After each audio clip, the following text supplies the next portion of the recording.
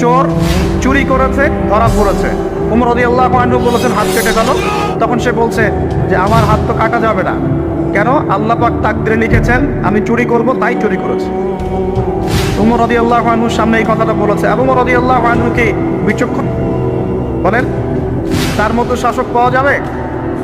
তার মতো আরো একজন শাসক আসবে ইনশাআল্লাহ পৃথিবীতে। তার নাম কি? নবী ঈসা আলাইহিস সালাম ইনশাআল্লাহ তাআলা। এবং তার আগে আরো একজন ইমাম আসবেন। তার নাম কি? তার নাম হচ্ছে মুহাম্মদ। কি নাম? তার নাম মুহাম্মদ, তার উপাধি হচ্ছে মাহদী। কখন আসবেন? যখন পৃথিবীতে যুদ্ধ বিগ্রহ ছড়িয়ে পড়বে, ব্যাপক আকারে মালহামা চলবে, তখন আসবেন। কাদের পক্ষে আসবেন? মুসলিমদের পক্ষে। কি উদ্দেশ্যে আসবেন? সারা বিশ্বে জুলুম তুলে ফেলার জন্য।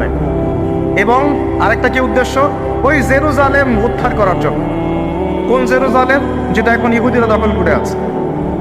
চারপাশে আরবরা, মাঝখানে ও কেমন করে দখল করে আছে? আরবদেরকে হাতের মুঠোয় নিয়ে নিয়েছে। এই কারণে মুনাফিকদের উপর টিকে আছে সে, এবং তার পশ্চিমা মিত্রদের উপর টিকে আছে। ঈসা আলাইহিস সালাম কেন আসবেন? এই জায়গাটা পুনরুদ্ধার করার জন্য।